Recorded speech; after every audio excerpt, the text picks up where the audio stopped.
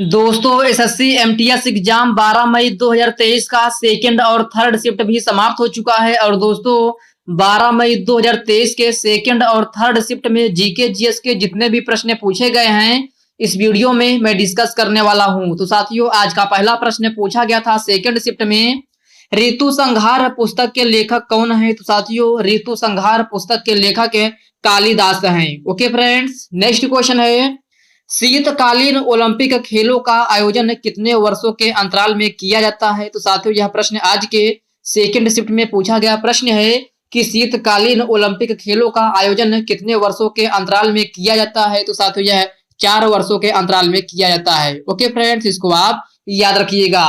Next question है, रुक्मणी देवी Arundel को पद्म भूषण कब मिला था। तो साथियों रुक्मणी देवी अरुंडेल को पद्म भूषण जो है 1956 में मिला था। कब?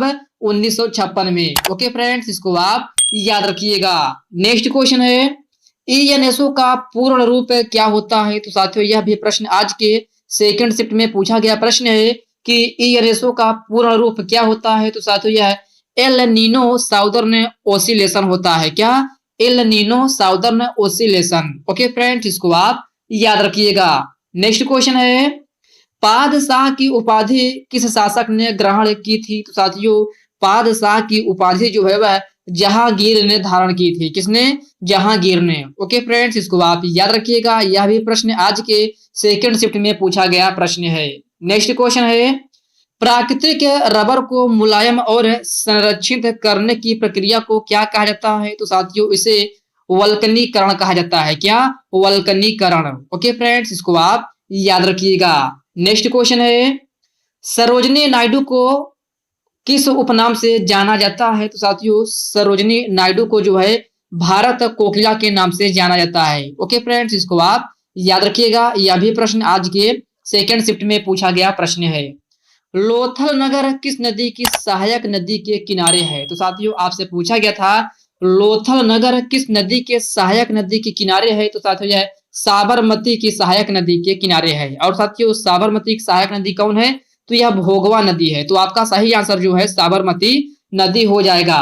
नेक्स्ट क्वेश्चन है, नारियल में कौन सा वसीय अम्ल पाया जाता है। तो साथियों आपसे पूछा गया था नारियल में कौन सा वसीय अम्ल पाया जाता है। तो साथियों यह लॉरिक अम्ल पाया जाता है। कौन सा अम्ल? लॉरिक अम्ल। ओके फ्रेंड्स, नेक्स्ट क्वेश्चन है, थियोसॉफिकल सोसाइटी की स्थापना कब हुई थी। तो साथियों यह प्रश्न आज के सेकंड शिफ्ट में पूछा गया प्रश्न है कि थियोसॉफिकल सोसाइटी की स्थापना कब हुई थी। तो साथियों यह 1982 में हुई थी, जो कि इसकी स्थापना एनी बेसेंट के द्वारा की गई थी। ओके फ्रेंड्स, नेक्स्ट क्वेश्चन है, भाखड़ा नागल बांध किस नदी पर स्थित है। तो साथियों भाखड़ा नागल बांध सतलुज नदी के किनारे स्थित है।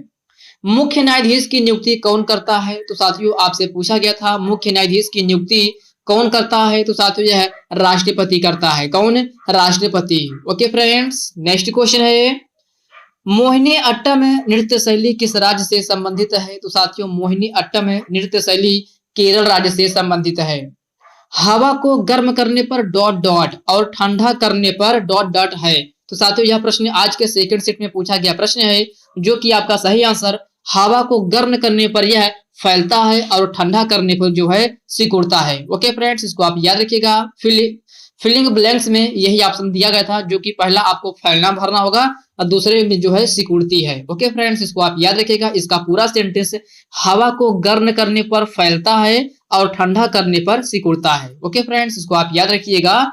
नेक्स्ट क्वेश्चन है, एक वर्ष में T20 सीरीज में 1000 रन किस खिलाड़ी ने बनाया है। तो साथियों यह भी प्रश्न आज के सेकंड शिफ्ट में पूछा गया प्रश्न है कि एक वर्ष में T20 सीरीज में 1000 रन किस खिलाड़ी ने बनाया है। तो साथियों यह सूर्य कुमार यादव के द्वारा बनाया गया है। किसके द्वारा? सूर्य कुमार यादव। ओके फ्रेंड्स, इसको आप याद रखिएगा। नेक्स्ट क्वेश्चन है, छठ पूजा किस राज्य में मनाया जाता है। तो साथियों छठ पूजा बिहार में मनाया जाता है। और साथियों छठ पूजा में किस देवता की पूजा की जाती है। तो यह सूर्य देवता की पूजा की जाती है। ओके फ्रेंड्स, इस पॉइंट को आप अच्छे से याद रखिएगा। नेक्स्ट क्वेश्चन है, सर्वाधिक व्यक्तिगत गोल्ड ओलंपिक में किसने जीता है। तो साथियों यह माइकल फेल्प्स ने जीता है। किसने? माइकल फेल्प्स ने। अटल पेंशन योजना की आयु सीमा क्या है? तो साथियों अटल पेंशन योजना की आयु सीमा 60 वर्ष है। ओके फ्रेंड्स, इसको आप याद रखिएगा। अटल पेंशन योजना की सीमा जो है वह 18 से 60 वर्ष है। इसको आप अच्छे से याद रखिएगा। नेक्स्ट क्वेश्चन है, गुरु पर्व किस सिख गुरु के जयंती पर मनाया जाता है? तो साथियों आपसे पूछा गया था गुरु पर्व किस सिख गुरु के जयंती पर मनाया जाता है? तो साथियों यह गुरु नानक के जयंती पर मनाया जाता है। नेक्स्ट क्वेश्चन पूछा गया था, पादप कोशिका से कोई संबंधित प्रश्न पूछा गया था, जो कि यह प्रश्न आपके सेकंड शिफ्ट में पूछा गया प्रश्न है कि पादप कोशिका से संबंधित कोई प्रश्न पूछा गया था, लेकिन स्टूडेंट को पूरा प्रश्न नहीं आता था। और दोस्तों जो लोग एग्जाम देकर आए हैं, अगर वो लोग इस वीडियो को देख रहे हैं तो आप लोग कमेंट बॉक्स में कमेंट करके बताइएगा कि पादप कोशिका से संबंधित जो है कौन सा प्रश्न पूछा गया था। ओके फ्रेंड्स, नेक्स्ट क्वेश्चन है, मछलियों का पालन क्या कहलाता है? तो साथियों मछलियों का पालन पीसी कल्चर कहलाता है। क्या? PC culture. Okay friends, next question है, हम्बल का एंटोनियम से क्या होता है? तो साथियों यह आज के सेकंड सेट में पूछा गया प्रश्न है कि हम्बल का एंटोनियम से क्या होता है? तो साथियों हम्बल का एंटोनियम से प्राउड और एरोगेंट होता है। क्या? Proud and arrogant. Okay friends, in point को आप अच्छे से याद रखिएगा। नेक्स्ट क्वेश्चन है, इलिसिट का एंटोनियम से क्या होता है? तो साथियों यह भी प्रश्न आज के सेकंड शिफ्ट में पूछा गया प्रश्न है। इलिसिट का एंटोनियम क्या होता है? तो साथियों यह इग्नोर और फॉरगेट होता है। क्या? इग्नोर और फॉरगेट। नेक्स्ट क्वेश्चन है, यक्षगान लोक नृत्य शैली किस राज्य से संबंधित है? तो साथियों यह प्रश्न आज के थर्ड शिफ्ट में पूछा गया प्रश्न है कि यक्षगान लोक नृत्य शैली किस राज्य से संबंधित है? तो साथियों यह कर्नाटक राज्य से संबंधित है। किस राज्य से? कर्नाटक राज्य से। नेक्स्ट क्वेश्चन है, महान्यायवादी भारतीय संविधान के किस अनुच्छेद में है? तो साथियों यह अनुच्छेद 76 में है। किसमें? अनुच्छेद 76 में।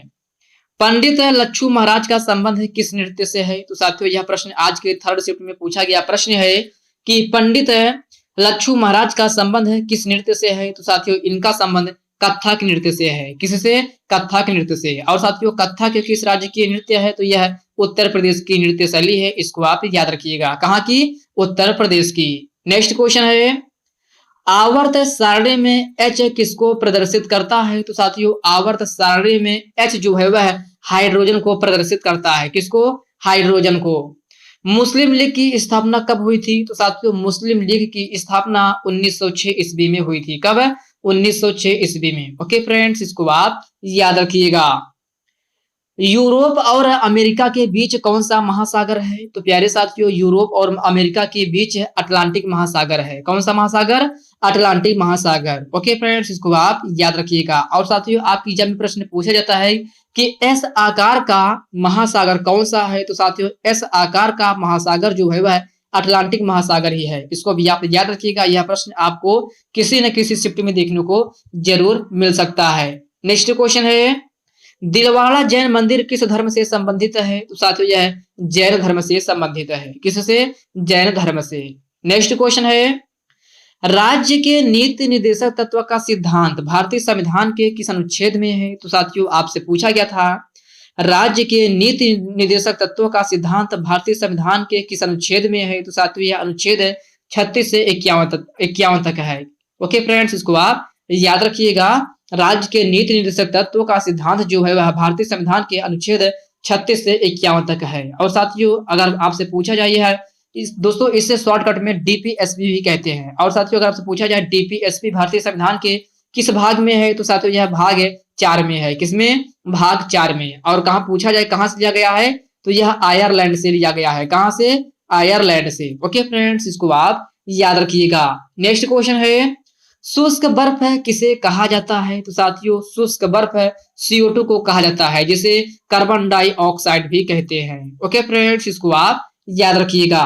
नेक्स्ट क्वेश्चन है, कौन सा रोग बैक्टीरिया से नहीं होता है? तो साथियों आपसे पूछा गया था कौन सा रोग बैक्टीरिया से नहीं होता है? तो साथियों आपके ऑप्शंस के अकॉर्डिंग जो है आपका सही आंसर रेबीज हो जाएगा, जो कि आपके ऑप्शन में दिया भी गया था कि पूछा गया था क्वेश्चन कौन सा रोग बैक्टीरिया से नहीं होता है, तो आपके ऑप्शन में दिया गया था रेबीज। और रेबीज जो है बैक्टीरिया से नहीं होता है। ओके फ्रेंड्स, इसको आप याद रखिएगा। नेक्स्ट क्वेश्चन है, पश्चिम बंगाल की सबसे ऊंची चोटी कौन सी है? तो प्यारे साथियों पश्चिम बंगाल की सबसे ऊंची चोटी संदकफू चोटी है। कौन सी? संदफू चोटी। ओके फ्रेंड्स, इसको आप याद रखिएगा। यह भी प्रश्न आज के थर्ड शिफ्ट में पूछा गया प्रश्न है। नेक्स्ट क्वेश्चन है, फ्रेंच ओपन 2022 बैडमिंटन कप किसने जीता है? तो साथियों, फ्रेंच ओपन 2022 बैडमिंटन कप जो है सात्विक साईराज और चिराग शेट्टी ने जीता है। किसने? सात्विक साईराज और चिराग शेट्टी ने। ओके फ्रेंड्स, इसको आप याद रखिएगा। यह भी प्रश्न आज के थर्ड शिफ्ट में पूछा गया प्रश्न है। तो साथियों, आज के सेकेंड और थर्ड शिफ्ट में हमें कुल मिलाकर 35 से 36 क्वेश्चन मिले हैं, जो कि मैंने एकदम ऑथेंटिक क्वेश्चन के साथ आपको एनालिसिस करा दिया है। तो साथियों, अगर आपको कोई भी प्रश्न जैसे सेकेंड या थर्ड शिफ्ट का कोई भी प्रश्न है, अगर आपको याद हो कोई प्रश्न, तो आप लोग कमेंट बॉक्स में कमेंट करके जरूर बता दीजिएगा। तो साथियों, आज के इस वीडियो में बस इतने ही प्रश्न। साथियों, यह वीडियो आपको कैसी लगी आप कमेंट बॉक्स में कमेंट करके जरूर बताइएगा। और साथियों, यह वीडियो आपके लिए थोड़ा हेल्पफुल लगा हो तो इस वीडियो को लाइक कर दीजिए, अपने साथियों के साथ शेयर कीजिए। फ्रेंड्स, अभी तक आप चैनल को सब्सक्राइब नहीं किए हैं तो प्लीज आपसे रिक्वेस्ट है, आप चैनल को सब्सक्राइब करके बेल आइकन को जरूर से जरूर प्रेस कर लीजिएगा। तो चलिए साथियों, इसी के साथ हम मिलते हैं किसी नेक्स्ट वीडियो में। तब तक के लिए जय हिंद दोस्तों।